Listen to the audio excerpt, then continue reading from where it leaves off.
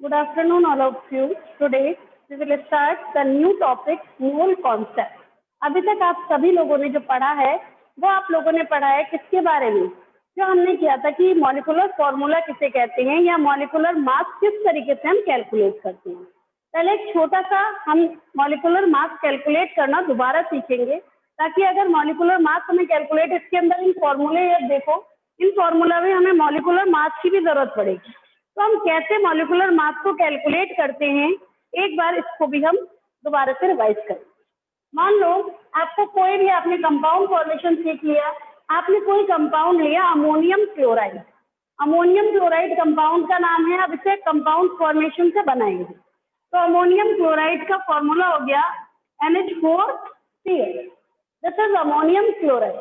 अब इसका आपको क्या करना है, इसका आपको मॉलिक्यूलर मास कैलकुलेट करना है। इसमें दो चीजें होती हैं, लिखा हुआ होता है फॉर्मूला यूनिट मास कैलकुलेट कीजिए और एक होता है मॉलिक्यूलर मास कैलकुलेट कीजिए। इसमें क्या डिफरेंस है?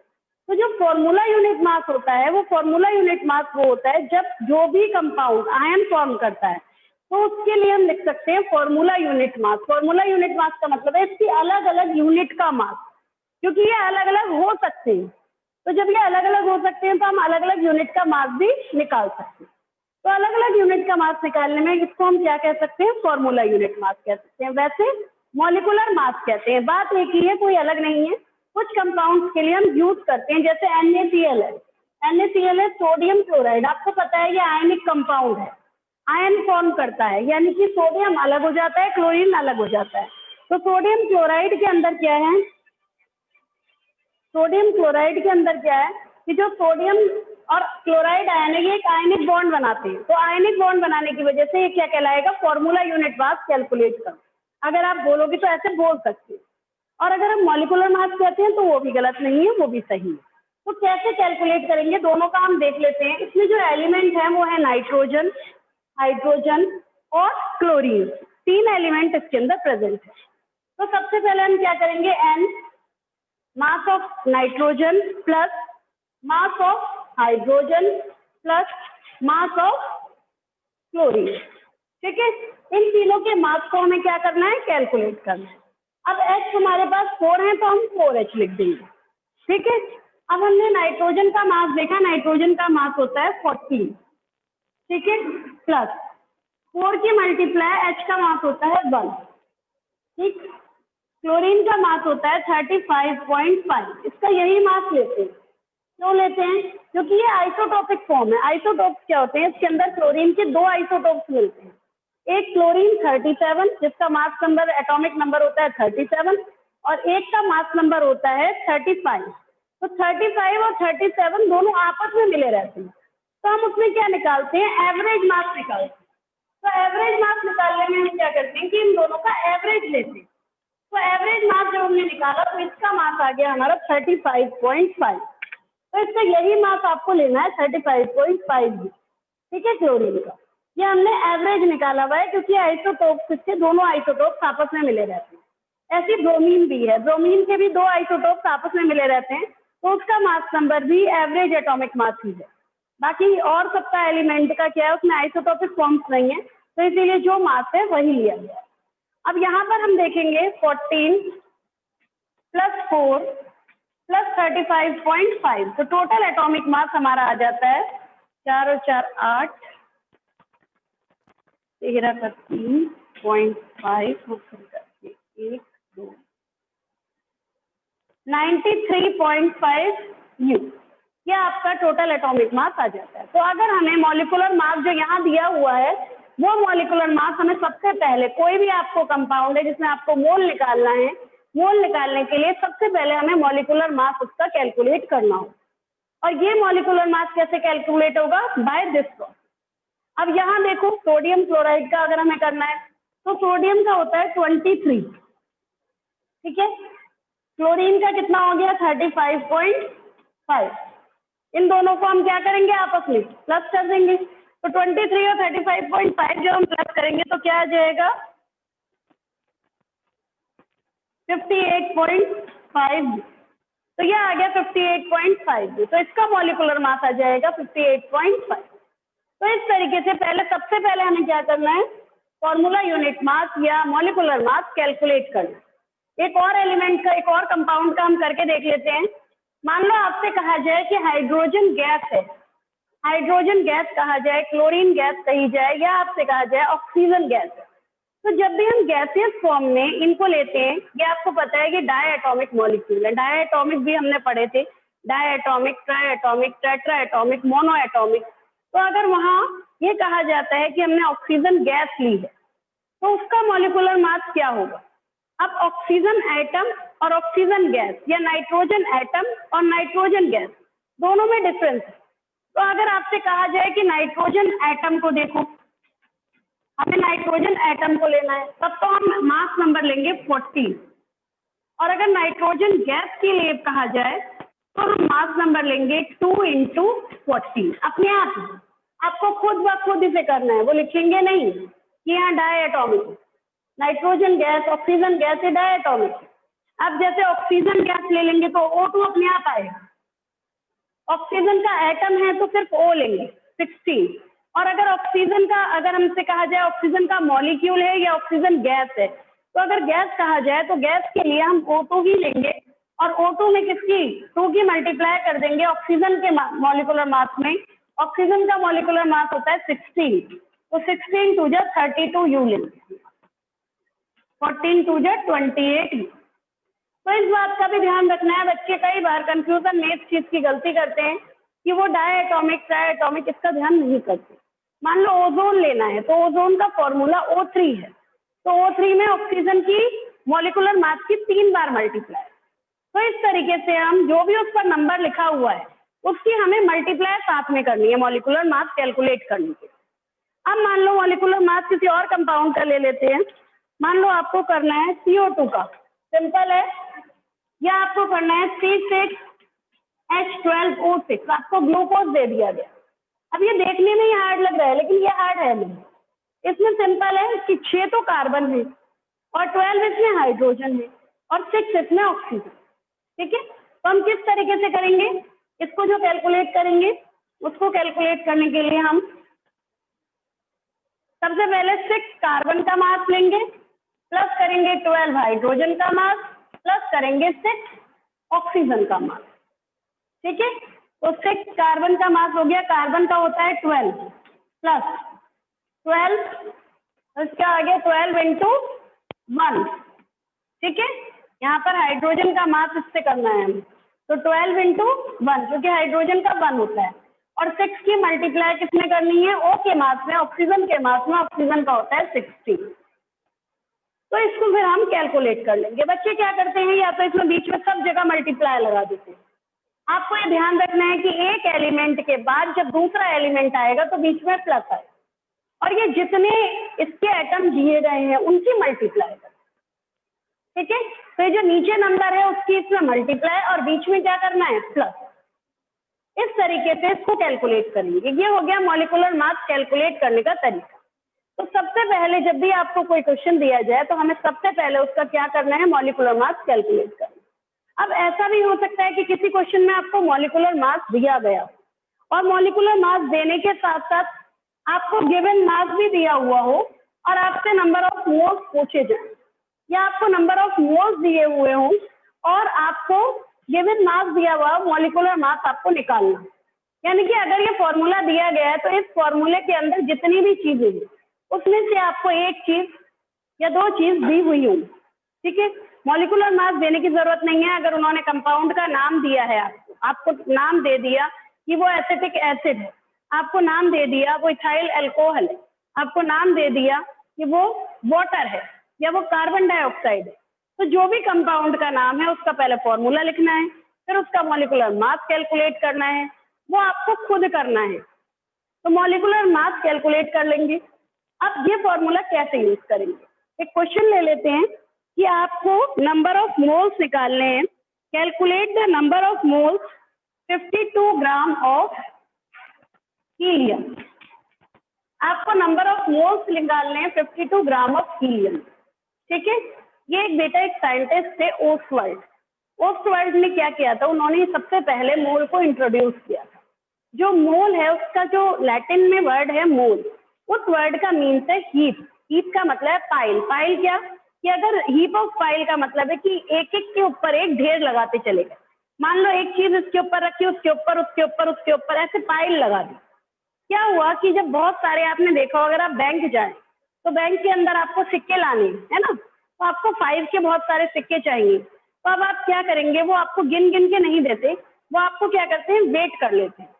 तो जब हम वेट के अकॉर्डिंगली करते हैं और पाइल लगा देते हैं और अकॉर्डिंग टू वेट करते हैं, तो वो कहलाता है हमारा मोल। मोल कॉन्सेप्ट में क्या किया है, मोल कॉन्सेप्ट में हमने अमाउंट कैलकुलेट नहीं किया, हमने उसकी नंबर कैलकुलेट किया। मतलब हमने जो पाइल है, जो उसके ऊपर एक के ऊपर एक लगाई गई है, वो ढेरी से कैलकुलेशन की, मास को उस ढेरी से कैलकुलेट किया है कि नंबर ऑफ मोल्स कितने हैं। तो नंबर ऑफ मोल्स मान लो 2 है, तो इसका मतलब 2 ढेरी लगाई गई है एक के ऊपर एक।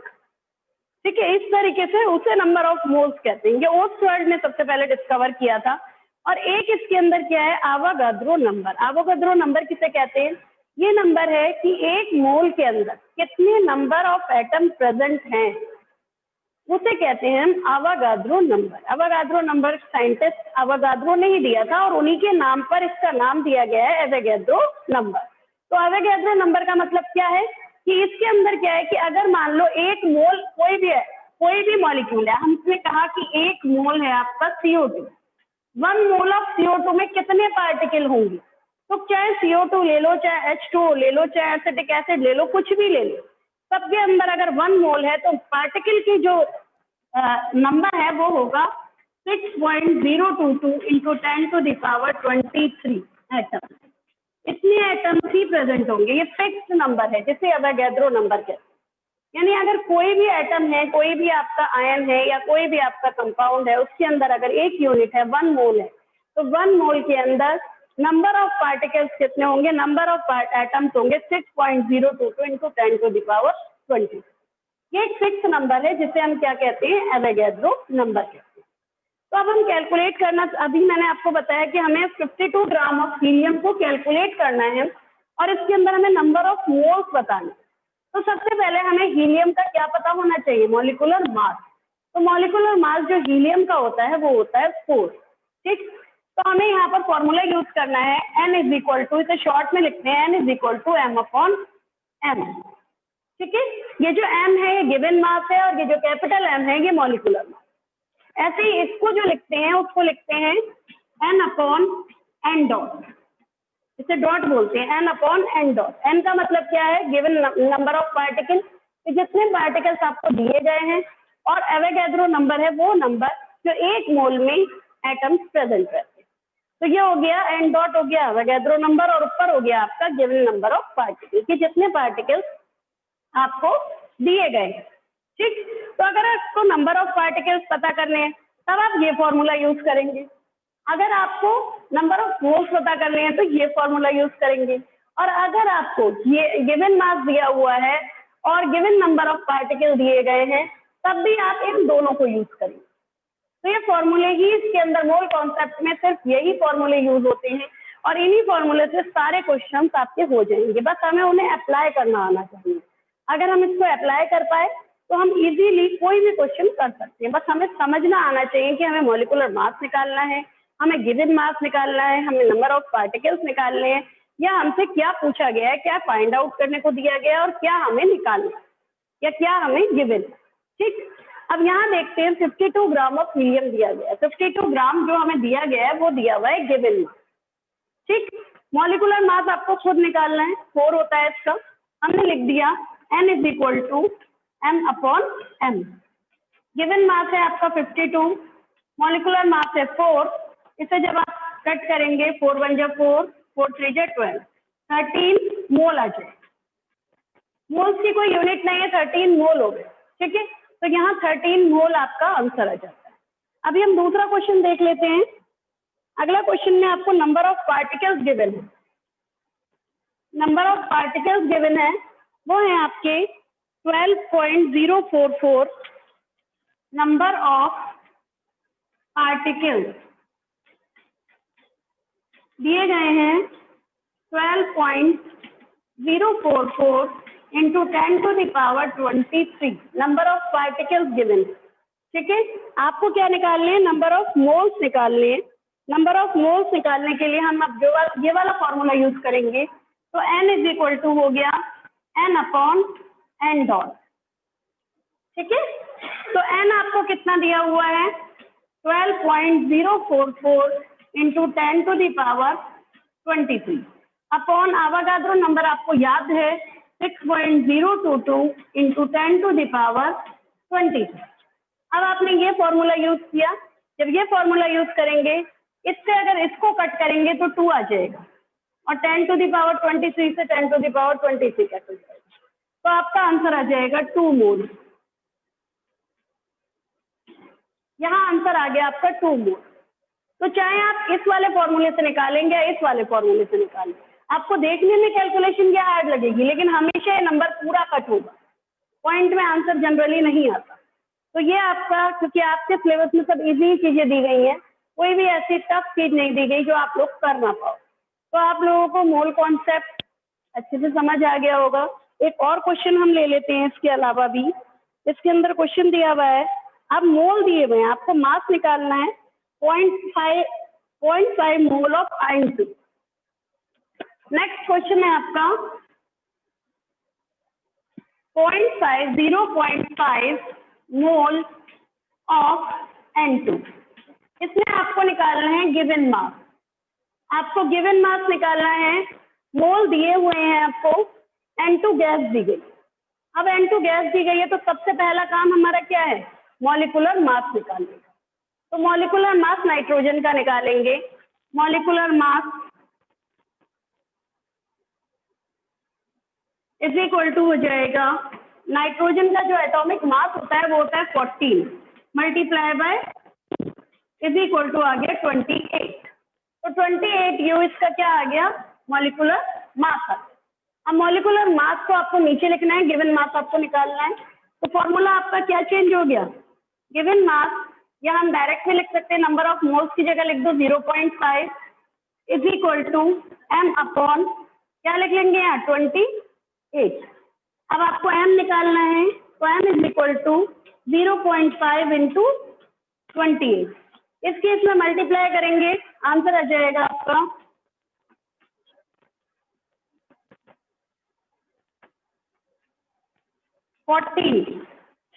14 आ रहा है ना आंसर। इसका आंसर आ जाएगा बेटा 14 ग्राम। ये ग्राम में होता है तो हम यहाँ पे इसकी यूनिट भी लगाएंगे 14 ग्राम। तो ये आपको इजीली समझ में आ गया होगा कि अगर आपको ये दो चीजें दी गई हैं तो आप ये भी निकाल सकते हैं, और अगर आपको ये दिया हुआ है तो आपको ये खुद निकालना है और उसके बाद आपको फॉर्मूला यूज करना है। तो सब में सबसे पहले आपका काम क्या है, मॉलिक्यूलर मास निकालने का। अब नेक्स्ट इसके अंदर एक और ले लेते हैं 0.5 mole of N atom. Next ही है 0.5 मोल ऑफ एन एटम। अब देखो सेम ही क्वेश्चन है, वहां N2 था और यहाँ n एटम दिया गया। तो अगर n दिया गया है तो अब हम क्या करेंगे, अब हमें क्या करना है, गिवन मास, यहाँ पर नंबर ऑफ मोल्स तो वही रहेंगे, गिवन मास की जगह n ही लिखेंगे, लेकिन मॉलिक्यूलर मास लिखेंगे अब 14। वहां आपने 28 लिया था, क्योंकि नाइट्रोजन का जो मॉलिक्यूलर मास होता है वो कितना होता है 14 होता है ना। लेकिन अगर हमने N2 लिया तो 2 की मल्टीप्लाई कर दी, लेकिन यहाँ हम 2 की मल्टीप्लाई नहीं करेंगे क्योंकि n एटम दिया हुआ है। तो जब n एटम दिया गया है तो एटम में हम एक ही एटम लेंगे, और एक एटम लेंगे तो 14 इसका मास लेंगे, ठीक। अब 14 की मल्टीप्लाई इसमें कर देंगे तो m इज इक्वल टू आ जाएगा आपका, m इज इक्वल टू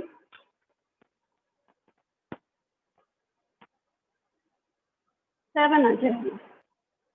इसका आंसर आ रहा है 7 ग्राम ही, 7 ग्राम इसका आंसर है। तो इस तरीके से अब हमें समझ आ गया कि किस तरीके से हमें मोल कॉन्सेप्ट के क्वेश्चंस को करना है। नेक्स्ट क्वेश्चन है इसके अंदर अब 3.011 into 10 to the power 23 number of N atom. अब आपको मास कैलकुलेट करना है। मास कैलकुलेट करने में नेक्स्ट क्वेश्चन अब हम ले लेते हैं, इसमें है 3.011 into 10 to the power 23 number of atom. अब आपको इसमें नंबर ऑफ एटम्स दिए गए हैं और आपसे कहा क्या गया है, एलिमेंट का नाम है नाइट्रोजन एटम, नाइट्रोजन का एटम दिया गया है। अब अगर आपको एटम दिया गया है तो हमें एटॉमिक मास कितना लेना है, एटम का मास कितना लेना है हमें, बताओ, अभी तो लिया था 14, वेरी गुड। तो नाइट्रोजन का हमें यहाँ एटम दिया गया है तो 14 लेना है, और अगर आपको गैस दी गई है N2 तो 28 लेना है, 2 की मल्टीप्लाई करनी है, क्योंकि नाइट्रोजन का एटॉमिक मास 14 होता है। ठीक, तो अब हम क्या करेंगे, यहाँ पर हमें ये वाला फॉर्मूला यूज करना है, क्योंकि अब हमें नंबर ऑफ पार्टिकल्स दिए हुए हैं, नंबर ऑफ एटम्स दिए हुए हैं। तो अब हम नंबर ऑफ मोल्स निकालेंगे। सबसे पहले N इज इक्वल टू आ गया हमारा, गिवन ऑफ पार्टिकल है 3.011 into 10 to the power 23 upon 6.022 into 10 to the power 23। इससे ये कट हो गया, इससे ये आ गया 2, और आंसर आ गया 1/2, 0.5 मोल। मोल्स में आ गया 0.5 मोल। अब हमें क्या निकालना है, हमें निकालना है गिवन मास। तो गिवन मास का फॉर्मूला हमारा है, given mass is equal to N into molecular mass. अब N है आपका 0.5, मॉलिकुलर मास मैंने आपको बताया 14, और आंसर आ गया आपका 7। तो 7 ग्राम ही इसका आंसर आ जाएगा। ठीक है, तो सबको क्लियर हो गया ये। तो ये हमें इस तरीके से कैलकुलेट करना है। तो इस तरीके से आज हमने क्या पढ़ा है कि कैसे हम मोल कॉन्सेप्ट में कैसे हम मोल्स निकालते हैं, कैसे हम अवोगाड्रो नंबर से नंबर ऑफ पार्टिकल्स निकाल सकते हैं। तो ये टॉपिक आपको क्लियर हो गया। जो भी आपकी प्रॉब्लम हो अब आप पूछ सकते हैं।